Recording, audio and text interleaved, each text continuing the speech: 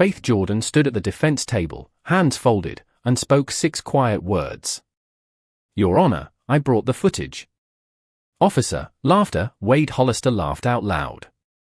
He turned to Judge Sinclair. Laughter, "Your Honor, sit this black woman back down before she embarrasses herself again." He stepped closer and slapped her across the face. The sound cracked through the courtroom. "Know your place, girl. Trash like you doesn't speak in my court." A white man in row 3 smirked. 2 teenagers raised their phones grinning. Laughter, someone whispered, "About time." The bailiffs froze. Nobody stood up. Nobody said a word for the Black Widow standing there with a red handprint on her cheek. But none of them imagined what the next 11 seconds would cost. Have you ever been humiliated in a room full of people who already believed every lie told about you? 6 months earlier, the morning air over East Atlanta held the cold breath of October. Faith Jordan laced her running shoes on the porch at 5 o'clock in the morning. She was 38, 5 feet 6 inches, built like a woman who had carried heavy things for a long time without complaining. A framed photograph sat on the hallway table behind her. A soldier in desert fatigues, her husband, Jamal Jordan, killed by a roadside bomb outside Kandahar 9 years ago. His folded flag rested beside the photograph. She touched the glass every morning before she ran. Her daughter, Riley, 12 years old, slept down the hall with one arm thrown over a stuffed rabbit. Faith kissed her forehead and whispered the same sentence she had whispered every day since Jamal died. "Mama's coming back." She drove to the old converted laundromat on Flat Shoals Avenue. The sign above the door read, "Second Chance Dojo." Inside, the mat smelled of sweat and lemon cleaner. Faith ran this place on the thin edge of nothing. Rent was 3 months behind. The city inspector kept finding new reasons to visit. The kids who trained here could not pay. They came because they had nowhere else to go. Faith had earned her black belt in Krav Maga, Fort Bragg, served 6 years as a United States Army military police sergeant, and could disarm a grown man with 2 fingers. And a wrist pivot. She did not talk about any of that. What she talked about was breath. She taught her students the 4-count breath Jamal had taught her. In for 4. Hold for 4. Out for 4. Hold for 4. She told them the first weapon was never the fist. It was the breath. A heavyset teenager named Devon Wallace tested her one Tuesday. He was 17, 200 pounds, hungry to prove something. He lunged at her during warm-up. Faith caught his wrist between her thumb and finger, rotated her hip a 1/4 inch, and lowered him to the mat without raising her voice. "De-escalate first," she said. "Defend only when there is no other door." Devon stood up, eyes wide, and never tested her again. Within a month, he was bringing his little sister to class. That same week, a cruiser rolled slowly down Flat Shoals. Officer Wade Hollister was 46, 15 years on the Atlanta Police Department, decorated 3 times, quietly known around the precinct as the collector for the citation numbers he racked up against minority drivers. His father had been a sheriff in rural Georgia for 30 years. His father had a phrase he liked to repeat at dinner. "Never let them forget who's in charge." Wade had grown up on that sentence the way other boys grew up on grace before meals. He pulled Faith over on a Thursday afternoon for allegedly running a stop sign at Moreland and Glenwood. The ticket was $480. Faith had made the stop. She counted 3 full seconds. She always counted. But Hollister wrote the citation anyway. He leaned against her window. "Next time, sweetheart, try obeying the law." He walked back to his cruiser whistling. Faith sat behind the wheel for a full minute before she trusted herself to drive. That night she filed to contest the citation. Her friend, Sergeant Dana Brooks, a white veteran she had served with overseas, pulled the dash cam footage from a traffic camera at the corner. The footage showed Faith's sedan coming to a complete stop for 3.8 seconds. Clean as a prayer. On the eve of the hearing, Faith sat on Riley's bed and braided her daughter's hair. Riley asked if she was scared. Faith said, "No." Baby, tomorrow Mama's going to court. No matter what happens in that room. I stayed calm. I want you to remember that word. Riley nodded slowly. Is karma kind of strong, Mama? Faith smiled for the first time that day. It's the only kind that lasts. Outside, a police cruiser rolled past the house for the third time that night. Faith pretended not to see it. The morning of the hearing, Faith wore a navy dress and flat black shoes.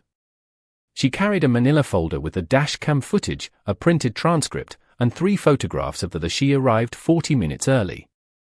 She sat on a wooden bench on the 3rd floor of the Fulton County Municipal Courthouse and watched families drift past. Most of them looked like her. Most of them looked tired. Hollister arrived 15 minutes before the hearing. He saw Faith and walked straight toward her. He did not slow down. His shoulder slammed into hers as he passed. The manila folder flew out of her hands. Paper scattered across the marble floor. The flash drive skittered under the bench. Faith did not speak. She did not rise. She lowered herself to one knee and began collecting her papers in silence, the way her mother had taught her to pick up broken glass without cutting herself. Hollister stopped. He turned back. He placed the polished toe of his black service boot directly on the photograph of the intersection. He pressed down until the corner of the photograph wrinkled. He spoke loud enough for the 3 strangers in the hallway to hear. Oops. Probably doesn't matter anyway. Judges around here don't look too hard at evidence from folks like you. A young black father waiting with his son lowered his eyes. A courthouse janitor glanced up, then kept mopping. Nobody said anything. Faith continued picking up her papers. She did not look at Hollister's face. She looked at his boot. She memorized the scuff marks on the toe. She would remember them later. The courtroom clerk named Coretta Banks, 68 years old, had been watching from the doorway of courtroom 3B. She had worked in this building for 31 years. She had seen Wade Hollister bully 3 different women in this, Clear's throat, same hallway. Her eyes narrowed. She reached into her cardigan pocket and pressed a small button on her phone. She did not know yet what she was recording. She only knew she was tired of watching. Faith straightened up, held the wrinkled photograph in her hand, and counted a slow 4-count breath. Court is now in session, a voice called from inside. Faith walked toward the door. Hollister followed her 3 steps behind, already smiling. Nobody in that hallway knew that the quiet woman in the navy dress could end a man in under 12 seconds. Not yet. Courtroom 3B was half full. Judge Margaret Sinclair presided from the bench, 54 years old, gray bob, reading glasses low on her nose. Faith's attorney was a pro bono civil rights lawyer named Evelyn Whitmore, tall and unhurried, who had once argued a police misconduct case all the way to the 11th Circuit. She had taken the case for $1 and a handshake. She did not smile when she worked. Hollister took the stand first. He raised his right hand. He swore to tell the truth. Then he began to lie.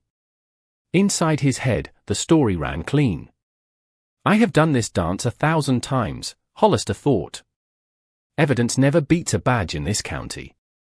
Dad was right. You say it loud, you say it early, you never flinch.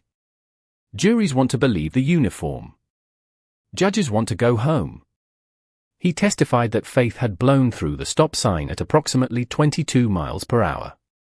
He testified that she had been combative at the window. He testified that she had smelled of alcohol. 3 lies in under 90 seconds. When Whitmore rose to cross-examine, Hollister smirked like she was a child who had wandered into traffic. Whitmore played the traffic camera footage on the courtroom monitor. The video showed Faith's sedan coming to a complete, unambiguous stop.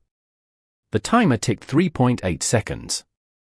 No lurching, no rolling, number 22 miles per hour. Hollister interrupted before Whitmore could ask her first question. Your Honor, this is exactly what I was talking about. These people bring doctored video and play victim. I have been on this job 15 years. I know what I saw. Judge Sinclair tapped her gavel. Officer, you will speak when spoken to. Whitmore continued. She pulled up Hollister's personnel record, heavily redacted but still damaging. 41 civilian complaints in 12 years. 4 allegations of excessive force. 2 settled quietly out of court. Whitmore asked a simple question. Officer Hollister, is there a pattern here? Hollister leaned into the microphone. You people stick together, don't you? The courtroom went silent. Judge Sinclair removed her glasses slowly. Officer, that is your second warning. There will not be a third. Hollister's partner in the second row, a younger officer named Brent Caldwell, stared at the floor. Outside the courtroom, Coretta Banks was still recording from her post near the door. When Whitmore asked about the body camera footage, Hollister said the camera had malfunctioned. When Whitmore asked who had signed off on the malfunction report, he said he did not remember. When she asked if he would submit his cruiser's hard drive for forensic review, he said he would consult the union. Whitmore sat down. She did not need more. The damage was already done. During a brief pause, Hollister stepped down from the stand. He walked directly past Faith's table. He leaned down. His mouth moved close to her ear. He whispered a single word, a slur. The oldest and ugliest one in the American language. Faith's right hand trembled once under the table. Just once. She placed her left hand over her right hand and pressed down until the tremble stopped. Her eyes did not move from the legal pad in front of her. She did not breathe out for a full 6 seconds. Coretta Banks saw the whisper from the doorway. She could not hear it. But she saw the flinch. She pressed record a second time on a different app. Hollister reached his chair and crossed his arms. One more shove, he thought. One more push and she'll crack. They always crack. Then the judge sees the angry black woman, not the cop. That is how this always ends. He rose one more time without permission. He walked back toward Faith's table. He stopped 2 feet from her shoulder. He said loud enough for the gallery, "Stand up when I pass you." That's how we do it in this courtroom. Faith did not stand. Faith did not look up. Hollister's jaw tightened. His right hand began to rise. The bailiffs were 18 feet away, still seated. Judge Sinclair opened her mouth to call order. She was 3 seconds too late. Judge Sinclair called a 15-minute recess before Hollister's hand could fully rise. She ordered him to her chambers. The door closed. Nobody in the gallery heard what she said, but when he walked out, his ears were red and his hands were clenched. Faith stepped into the women's restroom. She braced both hands on the sink. She looked at her own face in the mirror. She did not cry.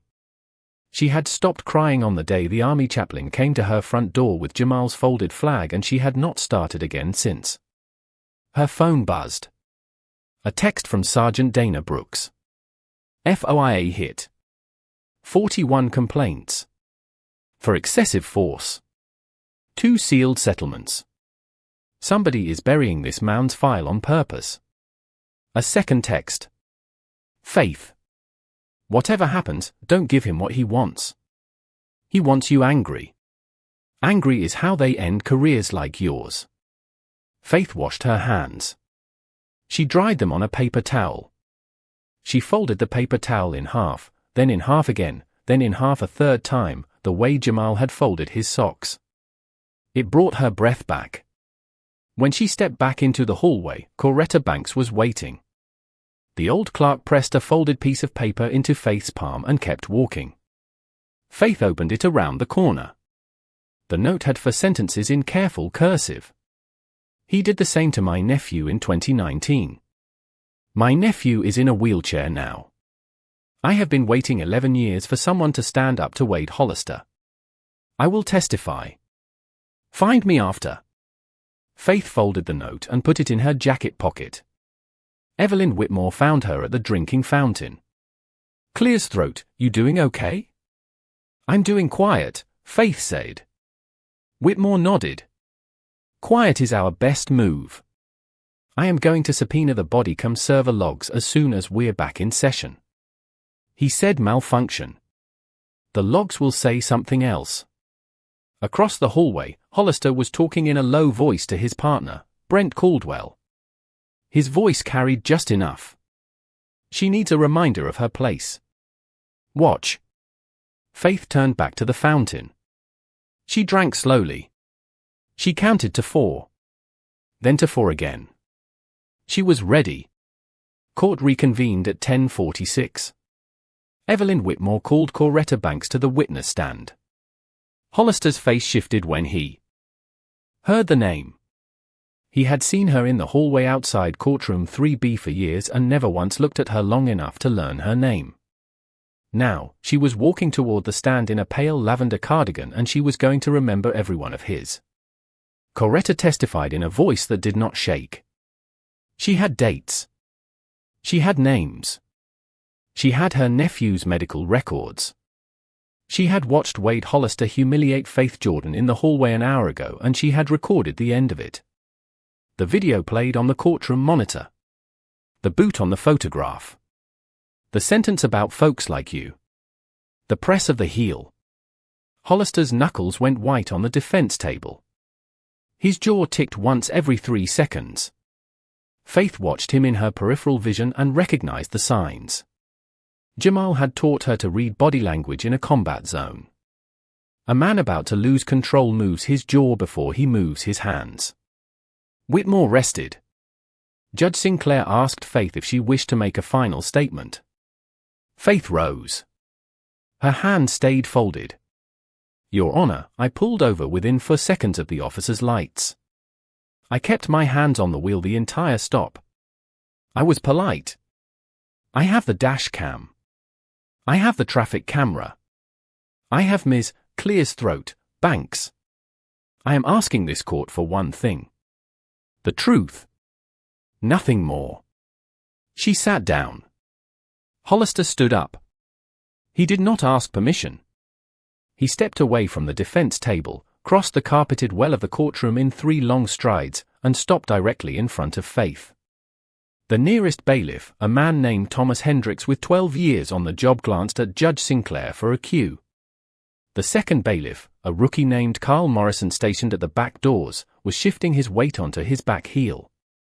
Neither of them expected what was about to happen. Hollister raised his open right hand. He slapped Faith Jordan across the left side of her face. The sound cracked like a rifle shot. Papers fluttered. The gallery inhaled as one body. A woman in row 4 covered her mouth. Riley Jordan, who had been brought by Sergeant Brooks to watch her mother work, did not make a sound. Her small hand closed into a fist on her knee. The 11 seconds began. Second. 1. Faith's head turned with the slap. She absorbed the blow the way a tree absorbs wind. Her eyes closed for exactly 1 blink. Hendrick's hand finally touched his radio. Morrison's foot finally pushed off the back wall. Second 2. Faith's eyes opened. She rose slowly from her chair. Her palms stayed open at her sides. Hollister, misreading her calmer surrender, cocked his right hand back for a second blow. This time, a closed fist. Second 3. Hendricks shouted, "Officer, stand down," and began to move. He was 18 feet away. Morrison had cleared the back wall that was boxed in behind spectators who had half risen from the gallery benches. Second 4. Hollister's fist traveled forward. Faith slipped 2 into the left. The fist passed through empty air where her temple used to be. Her right hand rose, captured his wrist at the radio bone, and locked it. Her left hand braced his elbow. Second 5. Hendricks was still 12 feet away, drawing his radio to his mouth, not his weapon. Morrison had cleared the aisle, but was now boxed behind the prosecution table. Second 6. Faith pivoted her hips a quarter turn, the same pivot she had drilled 10,000 times at Second Chance Dojo. Hollister's forward momentum became a weapon against him. his 6'2" frame folded across her fulcrum like a hinge. Second 7. Her right elbow controlled and measured met the point of his chin at the exact angle to shut down the brainstem's equilibrium. No rage, no extra force, only physics practiced until it became breath. Second 8. Hendricks was now 8 feet away, mouth open mid-shout. Morrison had finally cleared the table corner and was sprinting. Second 9. Faith performed a supporting leg sweep, her right foot hooked behind Hollister's planted knee. She did not drop him. She lowered him. Second 10. Hollister was unconscious before his shoulder touched the carpet. Faith's hands, still gripping his wrist, cradled the back of his skull through the final foreign of the fall so his head did not strike the wooden floor. A small mercy. The courtroom cameras caught it. It would matter later. Second 11. Faith stepped back. Both hands rose, palms open, fingers spread, elbows away from her ribs, the universal posture of surrender. She spoke loud enough for the court reporter to transcribe. "I am not a threat, Your Honor. I request protective custody pending your review." Bailiff Hendricks arrived 2 feet from Faith, one hand on his radio, the other hovering over his side arm. His eyes moved from Hollister's unconscious form to Faith's raised palms to Judge Sinclair's stunned face and back to Faith. In that 3-second triangle, his training caught up to his body. A woman had been assaulted twice by an armed officer inside a courtroom, and she had ended the threat before the men paid to protect her could cross 18 feet of carpet. Morrison arrived behind him, radio at his mouth. "Medical to courtroom 3B, officer down." Hendricks raised a hand to cut him off. "He is not down. He was dropped. There is a difference." Judge Sinclair slammed the gavel once. "Order! Order! Bailiff Hendricks, secure Officer Hollister. Paramedics, Ms. Jordan, sit down, hands visible, do not move. Court stands in recess pending emergency review." Faith sat, palms up on the table. In row 4, a data analyst named Gregory Sullivan had been filming the entire hearing on a phone wedged against his coffee cup. He stopped recording at second 12. His hands were shaking. He watched the clip back once. 5 seconds in, he already knew what he was holding. Within 90 minutes, the video was on 3 platforms. By sunset, it had 2,400,000 views. By midnight, it had 14 million. The hashtag #StandWithFaith entered the trending column. First organically, then accelerated by a Marine Corps veteran in San Diego who reposted the clip with a single caption. "This is the textbook. She did not exceed. She did not retaliate. She contained. Watch second 10. She catches his head on the way down. That is who you want teaching your daughters." The slow-motion replay of second 10 of a black widow's hand cradling the skull of the man who had just struck her became the single most shared image of the week. Strangers set it as phone wallpapers. A mural appeared on a wall in Oakland within 48 hours. The counter-narrative arrived within the same hour. A police union spokesman appeared on local news already on message. A trained combat veteran ambushed a decorated officer mid-proceeding. The footage is being manipulated. We will pursue the full weight of the law. 2 stories. Same 11 seconds. One country splitting in real time over which version to believe. In a small conference room behind courtroom 3B, Evelyn Whitmore set her briefcase down and exhaled. "They're going to come for you now," she said. "The slap was their mistake. What you did after is the story they will try to bury you with." Faith touched her cheek. The handprint was still warm. She thought of Riley in the second row. She thought of Jamal's folded flag on the mantel. She said nothing. A knock at the door. A pale-faced aide opened it. "Ms. Whitmore, the district attorney's office just filed aggravated assault on a peace officer. They're asking for remand. No bail." Whitmore closed her eyes. The trap had been set before the slap ever landed. The police union moved fast. By 6 o'clock in the evening, the local fraternal order had called a press conference on the precinct steps. The union president stood in front of a row of officers in dress uniform, Wade Hollister front and center with a small white bandage on his chin. The president read from a prepared statement. Officer Hollister is a decorated 15-year veteran. Today, he was the victim of a premeditated ambush by a trained combat veteran inside a courtroom. The so-called footage has been selectively edited. We expect the district attorney to pursue maximum charges. We stand with Wade. The charge was aggravated assault on a peace officer. Maximum penalty, 20 years. The prosecutor, a career climber named Vincent Caldwell, was the cousin of Hollister's partner, Brent. Nobody mentioned that out loud. The story changed faster than the truth could travel. A doctored clip began circulating on a right-wing blog, cropping out the slap entirely and showing only Faith's pivot and elbow. The caption read, "Ex-soldier attacks veteran officer for writing her a traffic ticket." Within 6 hours, the clip had 3 million views. Pundits argued that Faith's military background proved premeditation. A retired detective on a cable news panel said the words domestic terrorism without anyone stopping him. On Monday morning, Faith's landlord at Second Chance Dojo posted an eviction notice. He cited a morality clause. The dojo had 30 days to vacate. Devon Wallace, the heavyset teenager Faith had gently lowered to the mat, stood in front of the notice and read it 3 times. He was 17. He had never cried in front of another person. He cried in front of his classmates that morning and did not try to hide it. Riley came home on Tuesday with a split lip. The boy at school had called her mother a murderer. His friend had shoved her into a locker. Riley told her mother the story at the kitchen table without tears. "I kept my hands down, Mama. I stayed calm." Then she went to her room and closed the door. Faith sat alone at the kitchen table that night.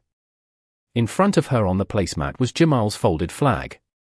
She had carried it down from the mantel for the first time in 9 years. She put one hand on the flag and cried into her other hand for 22 minutes. She did not make a sound. Riley stood in the hallway in her pajamas watching her mother's back shake and understood for the first time that calm is not the absence of pain. Calm is the choice to carry pain without spilling it.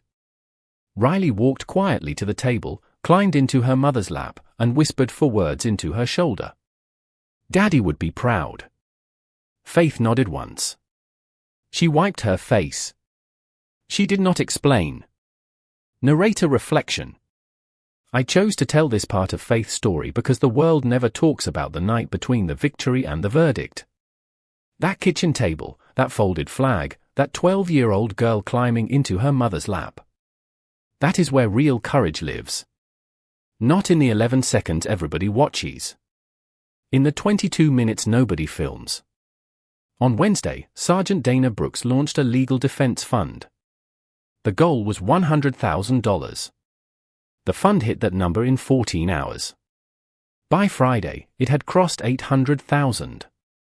Donations came from all 50 states and 19 countries. A retired Air Force colonel donated $5,000 with a note. I served with Faith's husband. Jamal would want me to stand up. Evelyn Whitmore filed an emergency motion to compel disclosure of Hollister's body camera server logs. The district attorney's office stalled. The union lawyers filed counter motions. The hearing was moved from municipal to federal court because the civil rights implications had grown too large for a local judge to contain. Meanwhile, in a grey break room at the Fraternal Order office, Wade Hollister sat on a vinyl couch with a cold pack against his jaw. His father had driven up from the country to see him. The old sheriff sat across from him and did not speak for a long time. Finally, the father said, "You laid hands on her first, son. She was disrespectful. You laid hands on her first in a courtroom, in front of a judge, in front of a camera." Hollister's jaw tightened. "Dad, we can fix this. Brent's cousin has the case. Union's backing me. Once the jury sees she's a trained killer, it's over."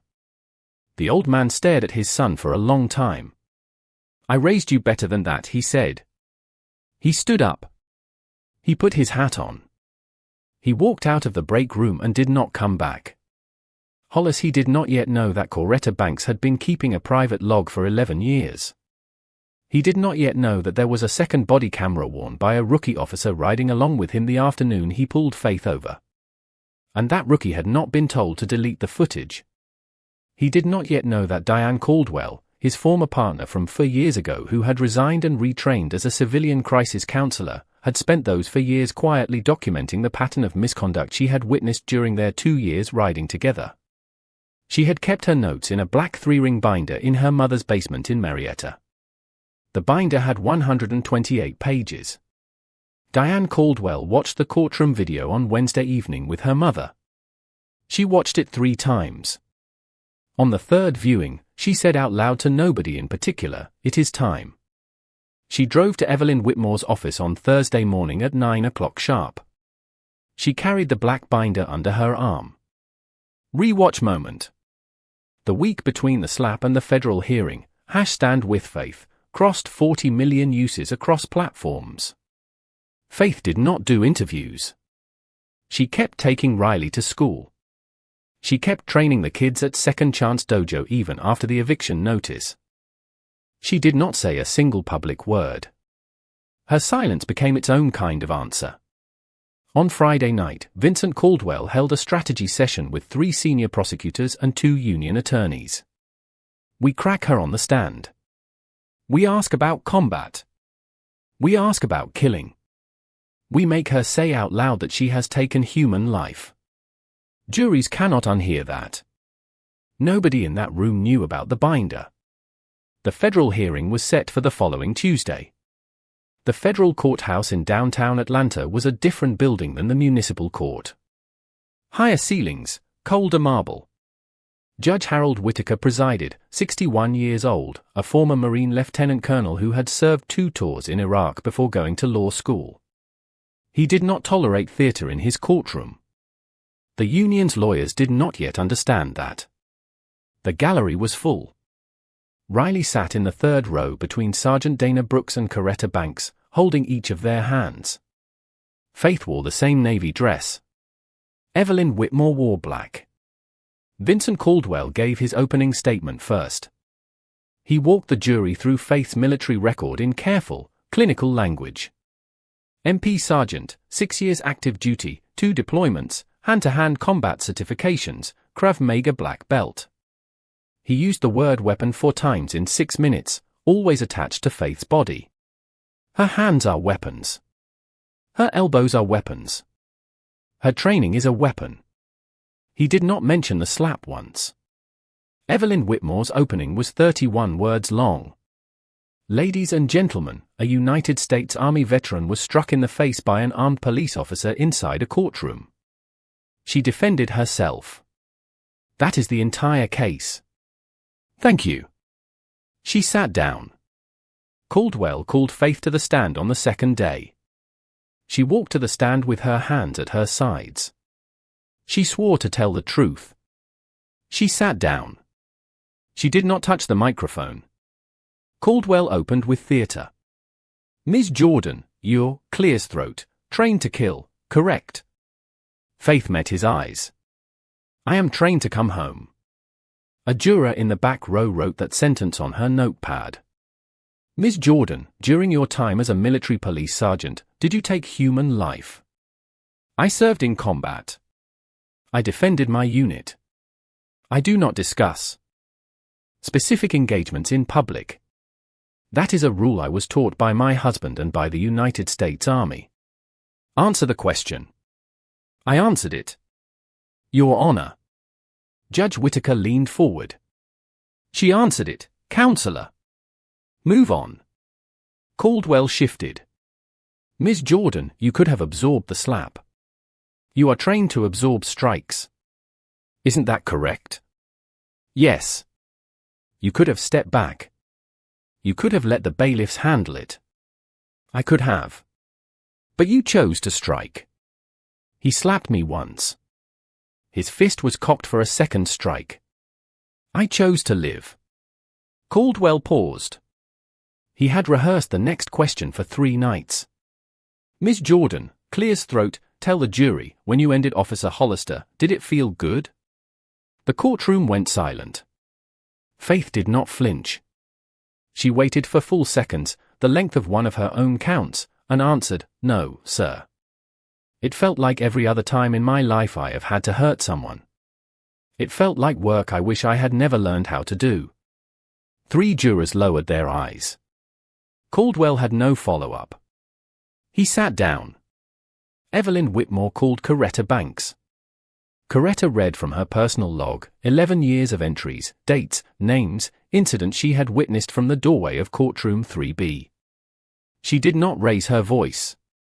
She read for 34 minutes. By the end, 3 jurors were openly crying. Then Whitmore stood up and spoke the sentence that broke the case. Your Honor, the defense calls Diane Caldwell. Vincent Caldwell's head snapped up. He had not been told. Nobody on the prosecution side had been told. Diane Caldwell was Brent Caldwell's younger sister. She had been Wade Hollister's riding partner for years ago. She had resigned from the Atlanta Police Department quietly and had been written off internally as a woman who could not handle the job. Diane walked to the stand in a gray blazer with her mother in the gallery. She was 31 years old. She carried the black 3-ring binder. She placed it on the rail of the witness stand. Ms. Caldwell, Whitmore began, can you identify the document in front of you? Yes. It is my personal log from my 2 years riding as Wade Hollister's partner. It documents 78 separate incidents in which I witnessed him use excessive force, racial slurs, falsified reports, or intimidation against civilians in the Atlanta metropolitan area. The gallery gasped. Judge Whitaker tapped his gavel once for order. Ms. Caldwell, why are you coming forward now? Diane looked directly at the jury. Because I watched a woman I have never met defend herself against my former partner on a video that went around the world. And I realized I have been a coward for 4 years. I should have testified the day I resigned. I did not. I am doing it now. Whitmore walked her through the binder page by page. Incidents, dates, names, photographs, audio files recovered from Diane's personal phone. Page 63 contained a photograph of the inside of Wade Hollister's precinct locker. Taped to the inside of the door was a handwritten list. Names of civilians he had cited or arrested, ranked by categories he had given them, with slurs next to each name, and a tally of points he had awarded himself. The list had 291 names on it. Faith Jordan's name was the most recent addition. It had been written in fresh ink the afternoon after he had pulled her over. The gallery made a sound that was closer to a groan than a gasp. Riley Jordan squeezed Coretta Banks' hand hard enough to leave a mark. Rewatch moment. The photograph of Hollister's locker door became the second most shared image of the case. News networks blurred the slurs and showed the list. Civil rights organizations in 11 states filed amicus briefs within 72 hours. Inside Wade Hollister's head, the certainty collapsed. She did not plan this. She did not ambush me. She just stayed standing. And the universe she was standing on had been watching me the entire time. His hand began to shake under the defense table. Nobody saw it. He saw it. Evelyn Whitmore's closing argument was 8 minutes long. The final 90 seconds carried the case. The law protects the power of a still hand. Faith Jordan's hand was still for 38 years. It was still during her husband's funeral. It was still when a stranger put his boot on her evidence. It was still when he whispered a slur in her ear in open court. Her hand moved exactly once in exactly the way the law permits. And when it moved, it cradled the head of the man who had struck her so that he would not be hurt on the way down. That is not violence. That is not vengeance. That is mercy with a black belt. And if this jury returns any verdict other than not guilty, we do not have a justice system. We have a calendar of grudges. Thank you. She sat down. She did not look at the jury. She looked at Faith. Faith nodded once. The jury went out at 3:14 in the afternoon. They came back at 6:52 the same evening. 3 hours and 38 minutes. Judge Whittaker asked for the verdict. The foreperson stood up. She was an accountant from Decatur. She had not smiled once in 9 days of trial. She smiled now. Your Honor, on the charge of aggravated assault on a peace officer, we the jury find the defendant Faith Jordan not guilty. The courtroom erupted. Riley Jordan stood on her seat. Coretta Banks wept into her hands. Sergeant Brooks saluted from the gallery. Evelyn Whitmore finally, for the first time in her career, allowed herself to smile in a courtroom. Faith did not move. She closed her eyes. She counted a slow 4-count breath. Then she turned to the jury box and mouthed 2 words. Thank you. The moment the verdict was read, a courtroom sketch artist named Helen Brantley captured Faith's face in pencil. The sketch was of a woman with closed eyes and a small, private smile. That sketch won a Pulitzer Prize the following spring. Wade Hollister did not make a sound. He was already a dead man walking in the uniform he no longer deserved. Judge Whittaker thanked the jury and released them. Before he dismissed the court, he made one final statement from the bench. He removed his reading glasses. Before this court adjourns, I am referring the conduct of Officer Wade Hollister and any members of the Atlanta Police Department who facilitated the concealment of his record to the United States Department of Justice for federal civil rights investigation. I am also ordering the immediate unsealing of all settlements connected to this officer. The public has a right to know what has been paid for in their name. He brought the gavel down. Court adjourned. Wade Hollister was arrested on the courthouse steps 11 days later. The federal charges were deprivation of civil rights under color of law, falsification of federal records, and obstruction of justice. Bail was denied. His pension was suspended. The Atlanta Police Department announced an immediate internal review of every arrest and every citation Hollister had signed in the previous 15 years. 318 cases were reopened. 84 convictions were vacated. 14 people walked out of prison within 90 days, including Coretta Banks' nephew, who was transferred to a rehabilitation center in Athens, Georgia, and began walking with a cane again within a year. Wade Hollister accepted a plea deal 8 months later. He received 10 to 12 years in federal custody. His father did not visit him in prison. His father died of a stroke 6 months into his sentence. The funeral was small. Wade was not permitted to attend. Vincent Caldwell was removed from his prosecutor position after the family connection became public. Brent Caldwell resigned from the Atlanta Police Department within a week. The city of Atlanta, under heavy public pressure, established an independent community oversight board with subpoena power over the police department. The first chair of the board was Coretta Banks. She held the post for 3 years before retiring to Florida, where she took up painting and sold her first canvas for $480, which was exactly the amount of the traffic citation that had started everything.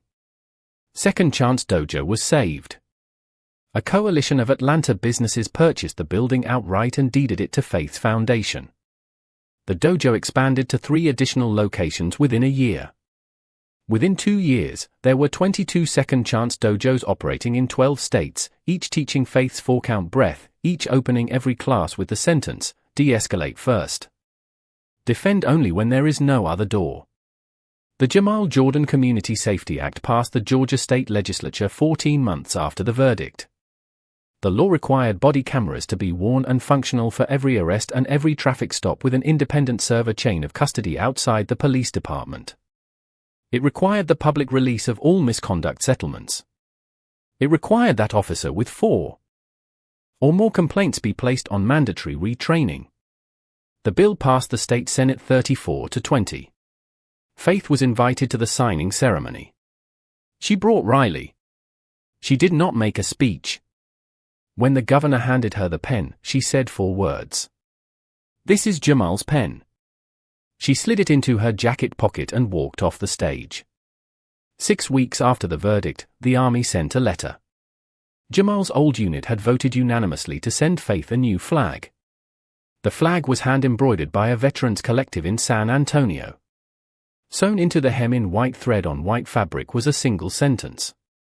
She stayed calm. Faith unfolded the flag at her kitchen table with Riley beside her. Riley read the sentence out loud. Then she read it again. Faith placed the new flag beside Jamal's old one on the mantel. The two flags stood side by side. Riley touched each one in order before school the next morning. It became her new ritual. Narrator reflection. The world did not change because Faith Jordan hit him. The world changed because she refused to hit him until there was no other door. And when the door closed, she did what the law permitted and not 1 ounce more. That distinction is the whole story. Stand With Faith became over the following 12 months the organizing tag for a national self-defense literacy program operating in 86 American cities. Grants funded free Krav Maga and de-escalation courses for women and teenagers in every major metropolitan area. The first graduating class of Faith's National Instructor Program, 92 women stood together on a stage in Washington, D.C. in matching black t-shirts that read "Calm is a kind of strong." 10 months after the verdict, Faith Jordan taught her first national workshop in a converted warehouse in Cleveland, Ohio. 260 women sat on folding chairs in a circle around her. Faith wore black leggings, a black t-shirt, and the same flat black shoes she had worn to the courtroom. She did not bring notes. "The first weapon is not the fist," she said. "The first weapon is the breath. In for 4, hold for 4, out for 4, hold for 4. You will practice this every morning for the rest of your life, on a bus, in a meeting, in line at the grocery store. You will build this habit until it is louder than fear. That is how you win fights you never have to start." A woman in the back raised her hand. She was 23 years old. "Coach, what do you do when the fight finds you, anyway?" Faith looked at her for a long moment. "You cradle their head on the way down," she said, "because the law is watching, and because you are not them." The room was quiet for a beat. Then it erupted in applause that did not stop for 3 minutes. After the workshop, Faith sat on the edge of the stage and read letters. She read them out loud for a series her foundation had started on YouTube called Letters to the Dojo. A single camera, a wooden stool, Faith reading letters from strangers. A letter from a mother in Missouri whose 16-year-old daughter had escaped a sexual assault in a parking garage using Faith's elbow technique. The daughter had written a second note at the bottom. "Thank you for teaching my mom to teach me." A letter from an Iraq War veteran in Texas who had been carrying a handgun for 3 years because he was afraid of his own anger. He wrote that he had watched Faith's courtroom video 41 times. After the 40th viewing, he had unloaded the handgun, locked it in a safe, and driven to a veterans counseling center for the first time. "Calm is a weapon, too. I did not know that until I watched you." A letter from a 12-year-old girl in Maine who had been bullied at school. "I learned to breathe. I stopped being scared. The bully got tired. Thank you for teaching me the breath." Faith read each letter once. She did not cry. She folded each letter in half, then in half again, then in half a third time, the way Jamal had folded his socks. She placed each folded letter in a wooden box her daughter Riley had made her for Christmas. Somewhere in a federal prison in central Georgia, Wade Hollister ate dinner alone. The television on the wall played a cable news segment about a new Second Chance dojo opening in Cincinnati. Faith Jordan appeared on screen for 3 seconds handing a certificate to a 14-year-old girl with a shaved head and a serious face. Hollister watched for the 3 seconds. Then he put his fork down and stared at the tray until the segment ended. He did not eat again until breakfast. On a quiet Thursday evening, 1 full year after the verdict, Faith closed up Second Chance Dojo on Flat Shoals Avenue. She turned out the lights 1 switch at a time. She stepped out onto the sidewalk. The October air was cold again, the way it had been the morning everything started. She locked the door. She touched the sign that read Second Chance Dojo. She walked to her car. Riley was in the passenger seat with her homework open on her lap. She looked up as her mother got in. "Good day, Mama." "Quiet day, Baby. Riley smiled. Is quiet a kind of good? Faith put the key in the ignition. It's the only kind that lasts. She pulled away from the curb. If this story moved you, here is what I want you to do before you close this video. Scroll down to the comments. Type the name of a strong and quiet person in your life. Your mother, your grandmother, your aunt, your daughter, your best friend. Somebody whose calm is the thing that holds your world together. Type their name. We're going to read as many of them as we can together in a tribute video next month. Share this story with someone who needs to hear that calm is not weakness. Send it to someone who has been underestimated their whole life. Send it to someone who has been taught to apologize for existing. And if you have not already, subscribe. Next week, we are going to tell another story that somebody tried to bury. Another story about somebody the world decided to dismiss and somebody who, when the moment came, refused to sit back down. Hit the bell. Turn on notifications. Stay close. Because the world has a lot more Faith Jordans in it than you think. And the only thing missing is for us to start telling their stories out loud. You know, what's the most meaningful Faith story is not the 11 seconds. It's not the verdict. It's the part where she cut his head on the way down. Think about that for a second. Because here's what I keep coming back to. We live in a world that teaches quiet people for taking up space. The biggest. We mean especially black women to make themselves smaller in rooms where somebody with a bag decide to swing them. I'm afraid they didn't do that. She didn't swing. She didn't explode either. She just stayed. And when she finally moved, she moved exactly one. That is not going to be straight up as we explain. That is the highest form of strength this country almost never talks about. I'm telling you this because somebody watching right now is tired. Somebody has been underestimated for years. Somebody has a fire in their lap and nobody in the room believes what is inside of it. I need you to hear me. Your calm is not nothing. Your patience is not a flaw. There is strength you have been keeping quietly. The breath you have been practicing.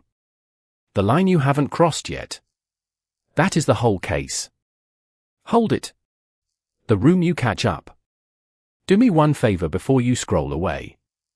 Drop the name of a strong and quiet person in your life down in the comments. Your mama. Your grandma. Your best friend. Somebody whose calm is the reason your voice still works. We are reading those names out loud this month. Subscribe, turn on the bell, and stay close. Because there is always another Faith and the world deserves to know her name.